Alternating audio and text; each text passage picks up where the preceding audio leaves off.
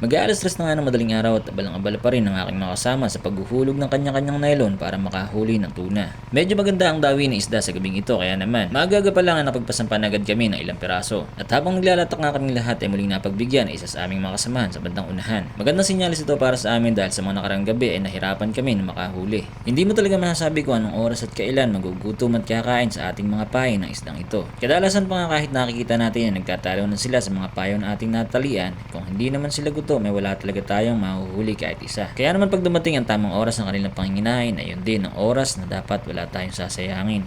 Ayan ang mga aga, kinuhanan ni AJ kay Kuya Joseph yung nylon sa may pasibad at dito niya banda happening sa may gitna. Habang malayo-layo pa ang isda na hinihila ni AJ ay nagsiset up na rin si Kuya Ramon ng kanyang panghulog para sa oras na naahon nito ay makakapaghulog siya kaagad. Tamang-tama ito dahil kung marami ang isda sa ilalim ay malaki rin ang tsansa na agad itong kainin. Sa mga nagtatanong nga pala kung anong klase ng pain ang aming ginagamit ay buhin na pusit lamang po ang nagamit naming pinakamabisa. At kung minsan naman ay isdang maliliit ang aming ginagamit kung talagang walang pusit. Halatang malayo-layo ang natakbo na isdang ito dahil kanina pa siya hinahapin pero wala pa rin.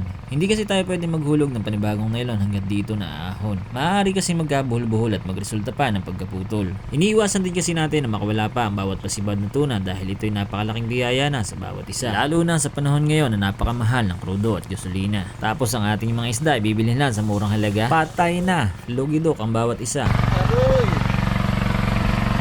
Ayaw po mga kaaga. At kampi ko pong pasibad. Parang hindi po nagbibira. Pasensya na po kayo at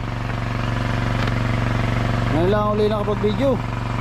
Hindi na videohan yung ibang mga pasibad. Ilan sa mga isdang ito nga hindi na nakuhaan ng video dahil nagkapaspasan na at nagkasunod-sunod ang kain ng tuna kaya hindi na kami nakapag-set up ng camera.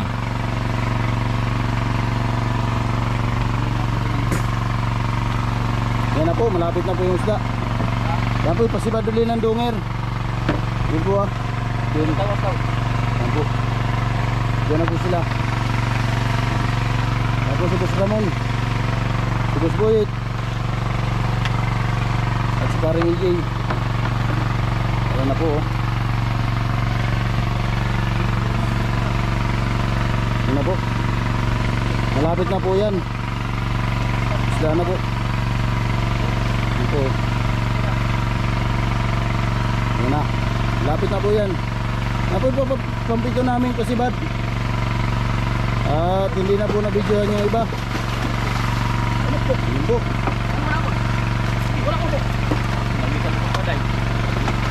Salamat po. At sa wakas nga mga kagay, tagumpay ding naiahon ng isdang ito at oras na para mapaghulog ng panibago. Pero bago yan ay muli po nagpapasalamat ako sa inyong patuloy at walang sawang suporta sa aking bawat video.